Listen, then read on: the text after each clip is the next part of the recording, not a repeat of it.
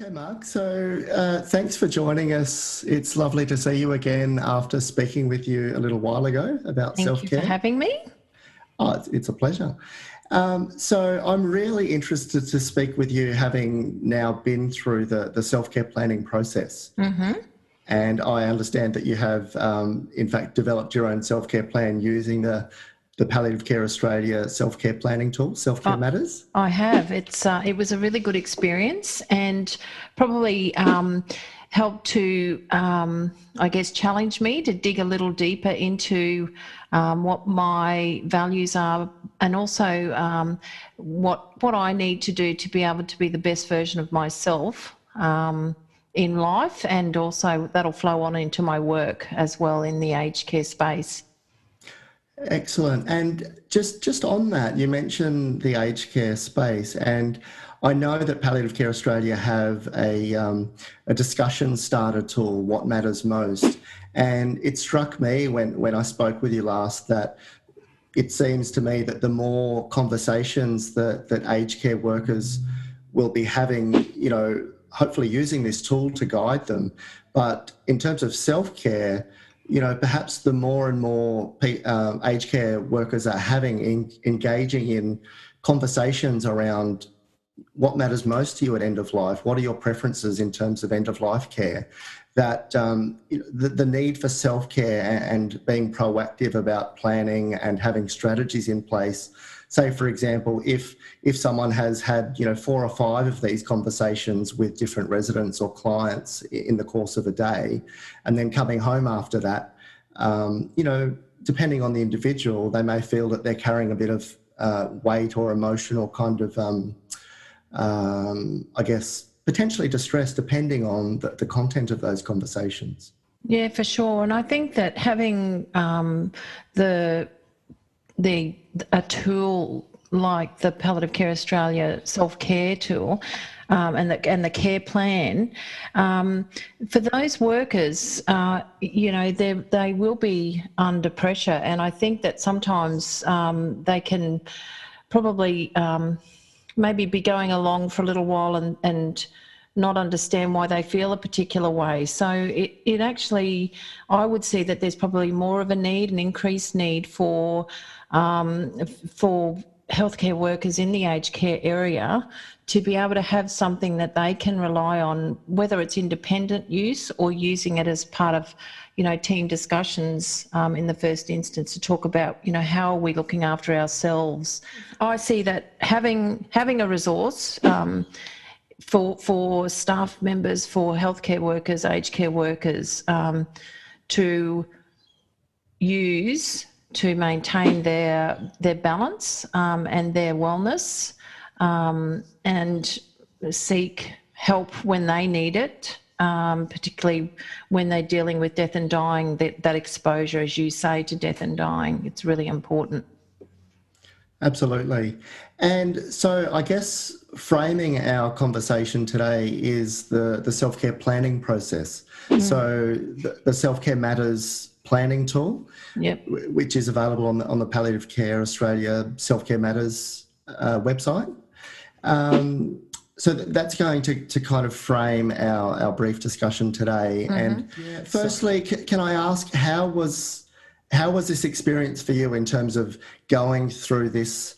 I think the first part of this tool is really formative. It's really reflective, and it kind of gets you to dig deep into meaning and values and motivation. But then the second half of it is more summative in terms of developing concrete goals and strategies. So if I could ask, how was it for you going through this self-care planning process?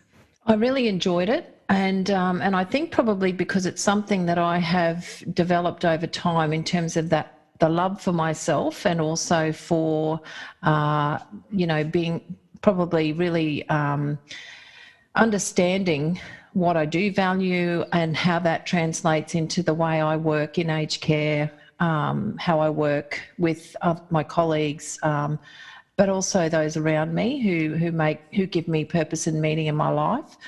So that initial process of actually identifying what I value, that was that I found that to be quite the easy part of it, and and identifying the things that give me joy and passion, as an individual, and then as you move through to those, I guess the questions around your work and your social connections and what are those factors that can challenge you or uplift you, that takes some confidence and to be able to do that. And I think because it's a tool that is individually paced, I could be honest with myself in that and not feel like anyone was judging me but myself. So a good exercise. Yeah, and look, I take my hat off to you because I think it is a deeply personal process, and the fact that you're happy to share this with me and with others, I think is a credit to you. So thank you for having courage in doing that. You're very welcome. If I could backtrack a touch to the first step in terms of evaluating current self-care practice. So yes. I guess taking a snapshot or a baseline, where am I at now? What does self-care look like for me at the moment? Is it regular? Is it holistic? I'm particularly interested in self-compassion. So yes. in terms of, this concept is new for a lot of people, but essentially it's about, being a friend to yourself and showing compassion to yourself in the same way that, aged care workers are so good at giving other people. I guess, how did you feel when you were approaching that in terms of gauging your own kind of level of compassion for yourself? Was it challenging or was it fairly straightforward? I think it's quite challenging, and I would imagine, and I've had quite good experience as I've gone on in time, in my age, but also my experience, and I still find it challenging. So I would just suggest that that it could be for somebody who is working in the aged care sector and in their role as a healthcare worker, this could be hard in the first instance to feel that it's okay to look at what makes us vulnerable or what makes you vulnerable and why you might be feeling a certain way if you've had a very big week dealing with and being exposed to the death, dying and support of others and forgetting about yourself. So I still find the experience challenging, but I think if that's the case, it just means that I'm still a human who is impacted by the feelings. I think you're not alone in terms of what you were just describing about self-compassion. And I think you're exactly right when you bring it back down to being human.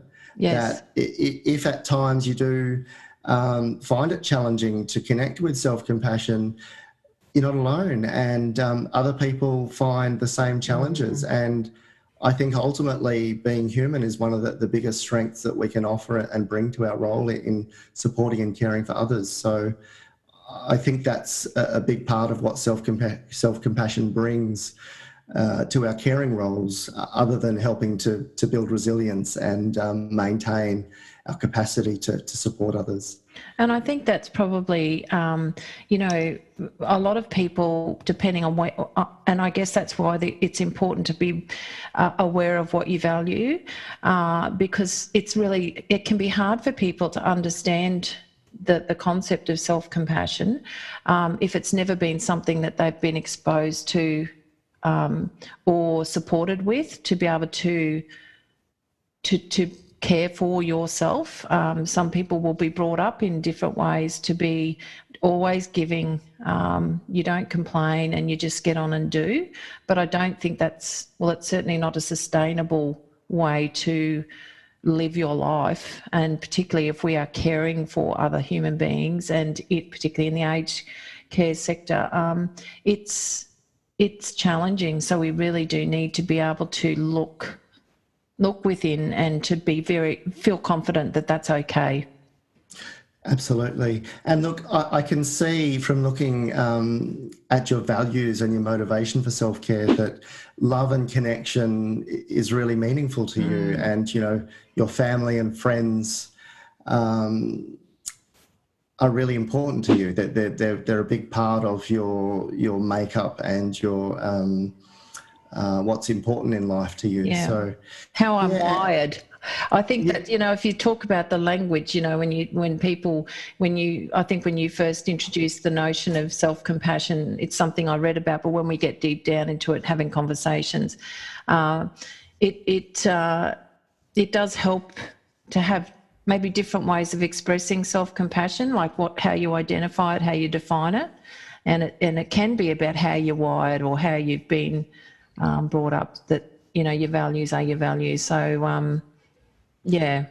and it's a good point that you make. I think that if you were perhaps struggling to connect with the importance of self-compassion and the importance of looking after yourself, I guess it can help to bring it back to, well, if I don't look after my own needs or if I neglect my own health and well-being, will I still be able to provide care as an aged care worker for residents or clients, or will I still be able to function as a wife and as a mother, or as a grandmother even, in the Yes, ways that I want to and for as long as I want to?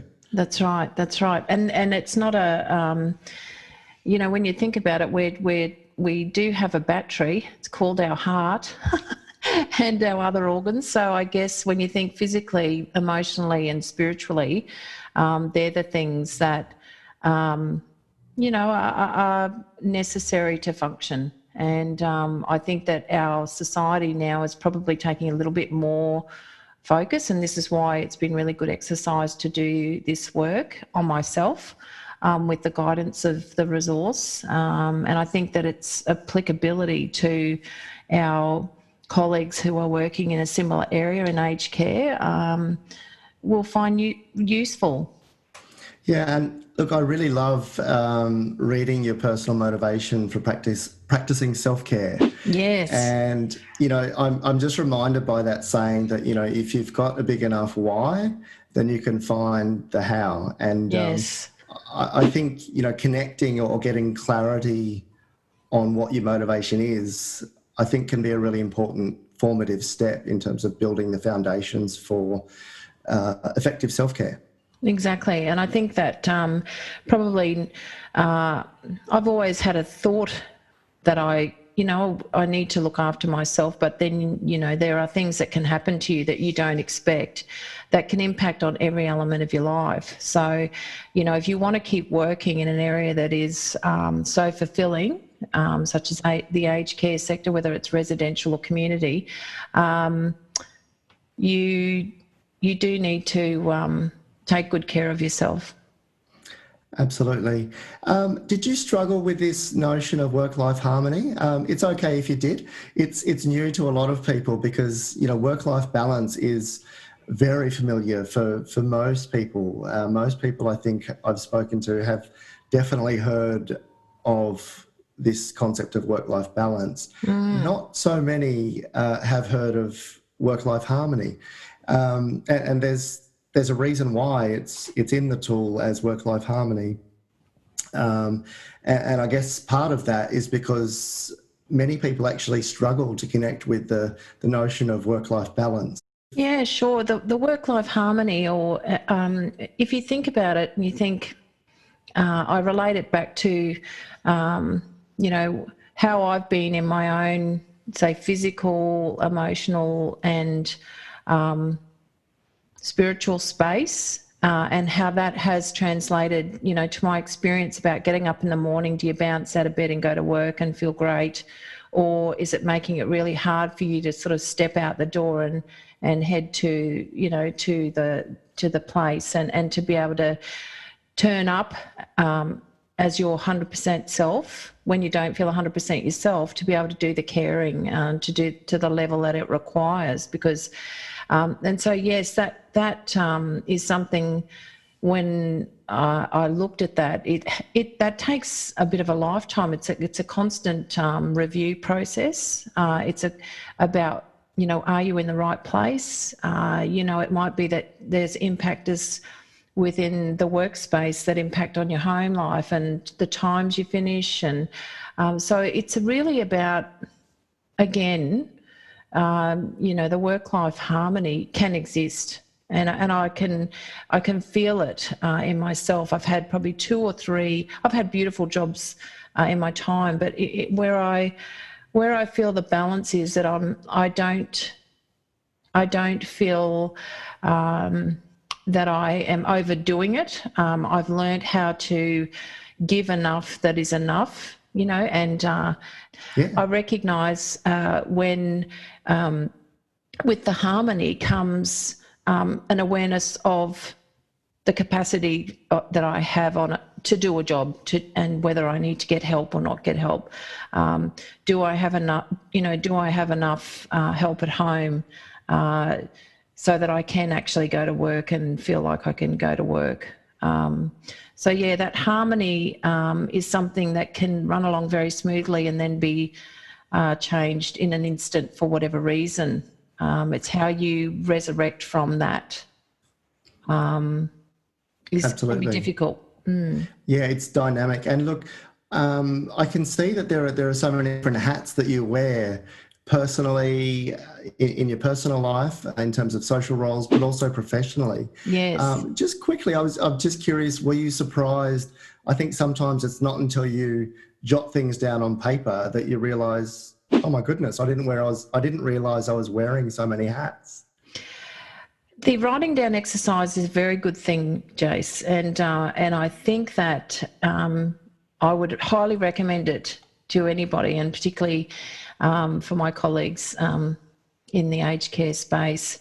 It's amazing. You don't realise. It's a bit like when you're working really hard, and then all of a sudden, when you go on holidays, you're tired and you don't know how you fit it all in, how you organised it. So, yeah, it was a good exercise. And then I looked at what those hats were, and then I thought, where I currently stand now, how important is it for me to have so many hats? You know, what am I getting out of it with those hats on? Because my 2020 self will take those hats off very quickly if I feel it's impacting on what's important to me, which is, like you said, the work-life harmony. That's a really good point in terms of putting it down on paper, realising how many hats you might be wearing, and actually flagging, actually, I don't need to wear so many, and you know, I may have accumulated more than I can handle, perhaps. So I think I call that's like a bowerbird. You know, you just seem to collect things, and then you forget the purpose, the mission, and the vision of why you actually put the hat on in the first place. Why am I still wearing that hat? Yeah, absolutely. Yes. And I guess sometimes, like you said, life is dynamic. Workplaces and work roles are dynamic. And, you know, through no fault of your own, it may be that you just didn't realise that actually I've outgrown that hat. Don't need to keep wearing it. So yeah, and I think that it's also having the confidence to perhaps say that, you know, that role or that, you know, that position or that contribution has been fulfilled now, if you think about it. And I don't think that you can realise that until you allow yourself space to do so and be able to step back and have the quiet of your own space and company to look at it and really evaluate it. It's too hard to do it when you're in the thick of things, in amongst the white noise around you when you're working. Yeah, absolutely. And it actually reminds me of situations where, you know, looking at the social roles like your personal life and also professional roles, and sometimes it can be difficult to say no, particularly if, can you stay back, can you work back, can you do that double shift, you know, we need you, don't let the team down. Yes. There's all of these things that can, I guess, make it difficult unless you consciously are assertive sometimes, or can be proactive in saying, well, my needs are also important, and you know, those plans that I had to go out to dinner with my husband for our anniversary, you know, I'm still going to commit to that, and Yes, you know, and not feel bad about it. And I think you're right. It's that I think naturally, you know, if you're in a caring profession, you're there because you care, and you probably will feel that guilt. And it's okay to feel it, but then you've got to understand it and see whether it's a bit misplaced, because that causes its own problems. Because if you don't say no, and then you're right, it's being able to establish how important is this to me. You know, am I doing it for me or am I doing it for somebody else? yeah, and I guess it's not a case of never going above and beyond, or never doing, you know, an extra shift, or never staying back to help out. It's, I think, more a matter of discerning when you can and when you actually, you know, need to not, for your own well-being and for your own family and personal life, I suppose. Exactly. Valuing those appointments that you've made for yourself for a reason. You've put them in the diary for a purpose. So it's maybe just looking at it from that perspective. But I think that takes skill and confidence, doesn't it? And that's why we need to do this regularly and be supported to do it probably too. That's, you know, just a sounding board like we're doing often can help a lot. Having a colleague or someone you appreciate and you feel comfortable with to share where you're heading. Yeah, it's certainly a work in progress for me, a lifelong journey. Yes, So, me too.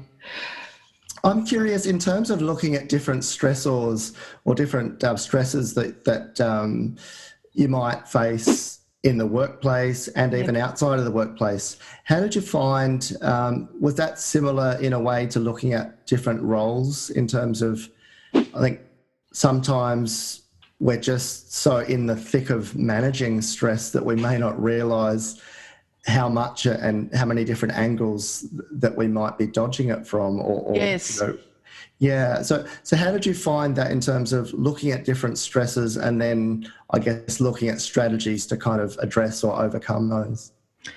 I think what can happen a lot for all of us, but certainly on a personal note, is that you can get very tired. And, you know, if you're constantly saying yes, or if you're constantly wearing all those hats we talked about, and what happens is when you don't stop and step back and reflect, you don't have an opportunity to look at.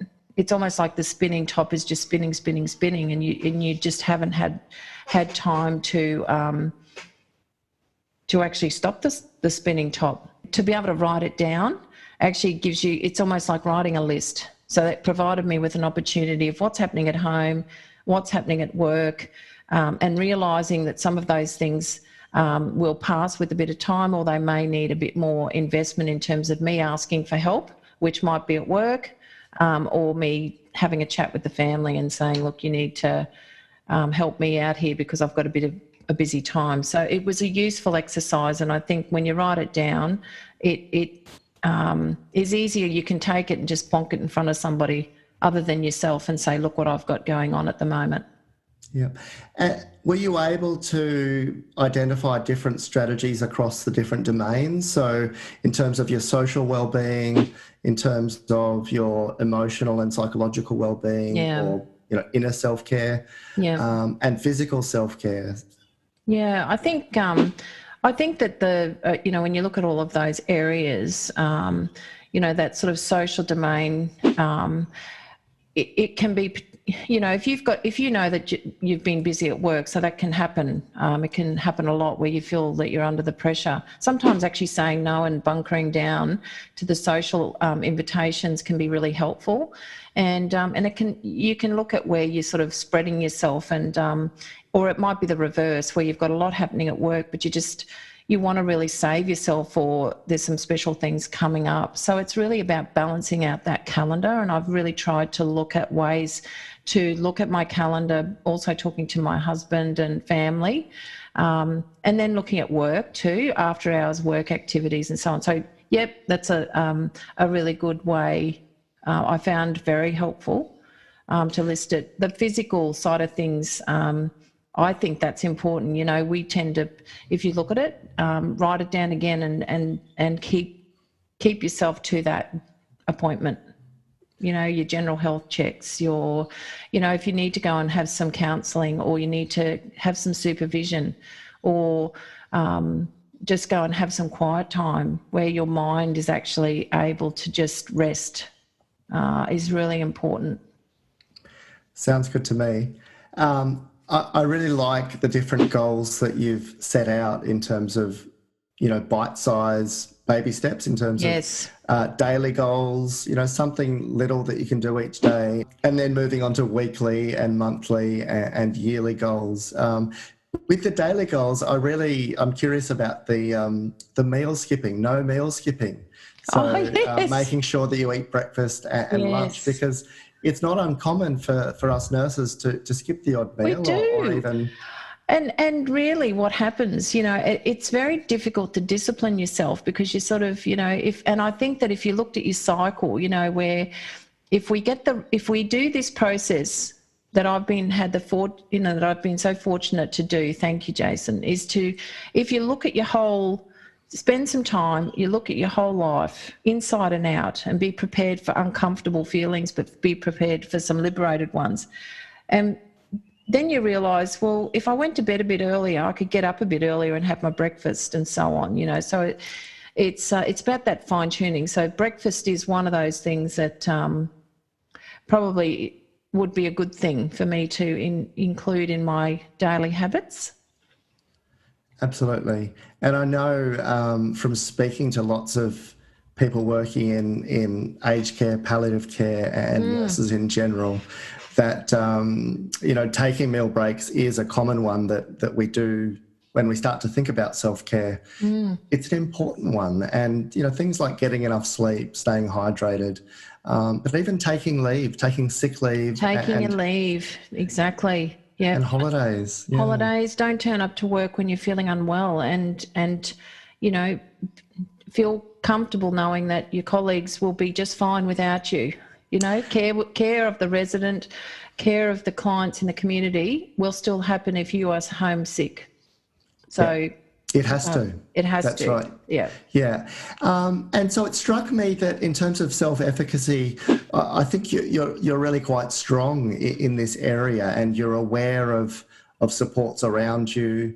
And it seems that you're really well positioned in terms of establishing and achieving those goals that you've set.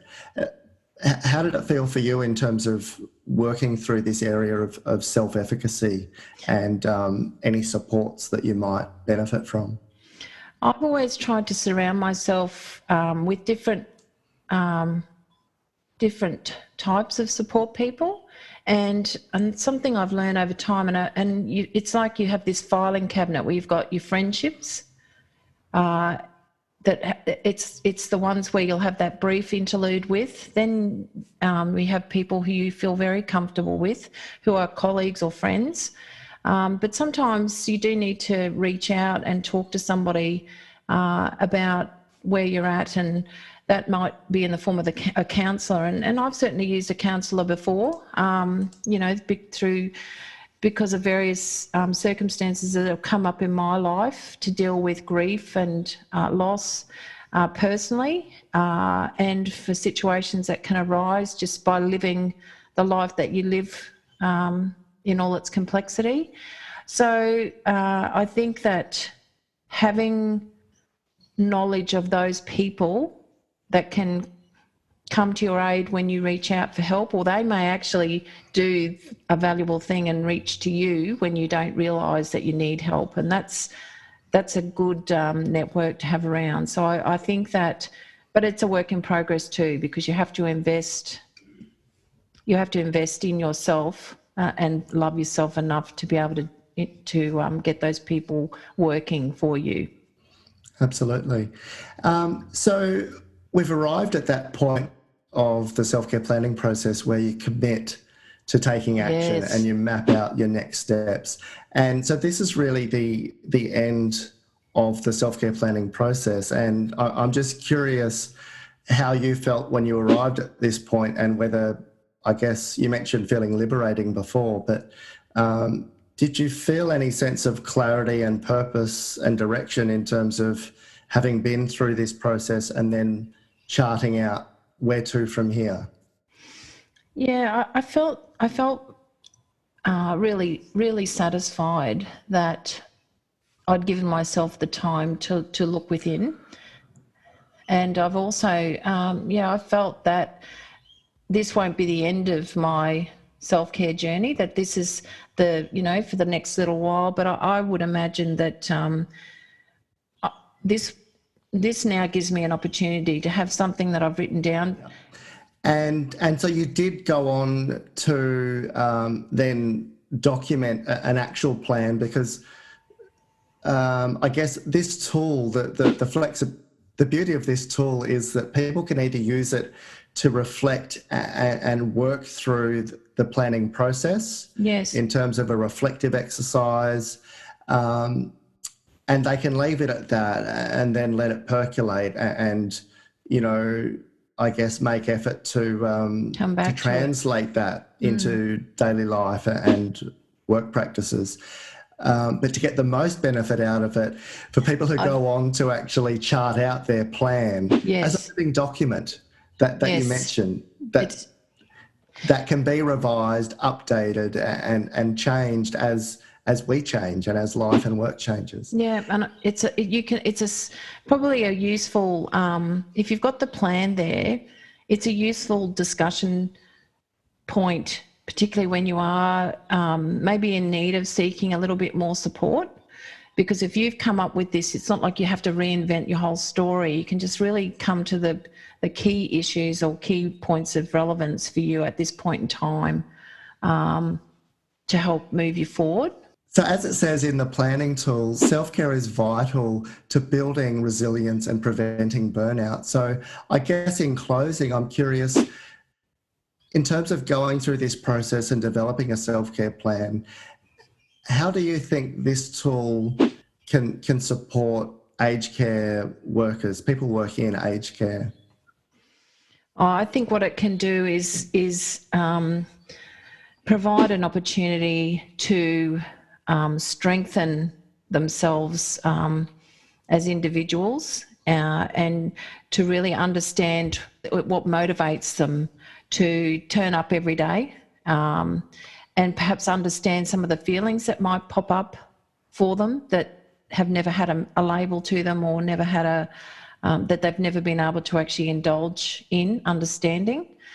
So I think that it's a really good as a guide to self-love and compassion, as you said. I remember my very first placement as a nursing student was in residential aged care. And at the very beginning of my first shift, I was asked to help with after-death care. So one of the residents had just died that morning, early that morning at about 3 a.m. And at first I felt slightly confronted, but it was one of the most profound things, and it was the beginning of my nursing training, of course. But it occurred to me that at the end of that shift, it affected me in positive and other ways. And I found myself needing to go and do something to process my thoughts and my feelings. Yeah. And I went for a bushwalk, and, I just needed time alone in nature. And it wasn't that it was a negative experience, but I remember thinking, as I go through my nursing training and then working as a nurse, whenever a patient or a resident that I'm working with dies, I think I need to do this. I need to take time to be in nature and be alone, because it helped me to process, but then also to feel whole again. So, it just reminded me that sometimes rituals, or even it doesn't have to be a ritual, but just that was a point for me in knowing, okay, whenever I feel like that, I know what I'm going to do because I've Yes. done it before and I know that it helps. Yes. So that was one strategy that I came to realise very early on. I think that your description about being able to have your own moment, so to be able to define something that you'll do after you've experienced or you're experiencing the deterioration in a resident or a client, it could be a family member, but in your day-to-day work, that you actually want to acknowledge that you've been given a gift to be present for that, for the death of that person, and understanding it as part of a natural part of life can be very difficult sometimes when we are, we're very, very busy, and, you don't understand that it's actually it is a privilege to bear witness to someone who has lived, and if they're comfortable when they're dying. It takes a lot of you as an individual to give that to somebody. So I think it's really respectful for yourself to be able to stop and say, geez, I did well today, or this really upset me because my mum died last week, so I don't know how to process these feelings. I agree. It does feel like a privilege. I think it is a privilege. And at the same time, as you mentioned before, we are human. Yes. And, we do feel loss and we do experience grief and bereavement, even working in professional roles with residents we may have built long-lasting relationships with. So I really see the self-care planning tool as something that can support aged care workers in being proactive to plan strategies around grief. Is there anything in closing that you would say in terms of the potential benefit of this planning tool for people working in aged care? Yeah, something that just came to me, and it's just through my experience of working with care workers in aged care, is that sometimes there can be a disconnection between what you value as a person or what you value as important, and then when you try to actually understand why one of your residents may have a different view to you about the way they choose to connect with their dying experience, it's so that it can be that sort of there's a bit of a conflict with the way you think perhaps it should be going and the way the resident might think, or the client, and that can really challenge people. It can frustrate, and I've heard health care workers and nursing staff, other colleagues talk about this. It comes out as frustration. It can come out as just total withdrawal. So they're really understanding what makes you tick. So we bring our experiences to our care. So I think that by doing this plan and recognising, I think at the very least, what you value, what you hold important, and what your experiences are, you can then respect. You can respect what the resident is going through, and be peaceful with that. Is that they don't have to be you, and you don't have to be them, but you're there to care for them, to make sure they're okay. Yeah, so in some ways it seems like the better we can understand and respect and care for ourselves, that can help actually respect and understand and care for others. That's right.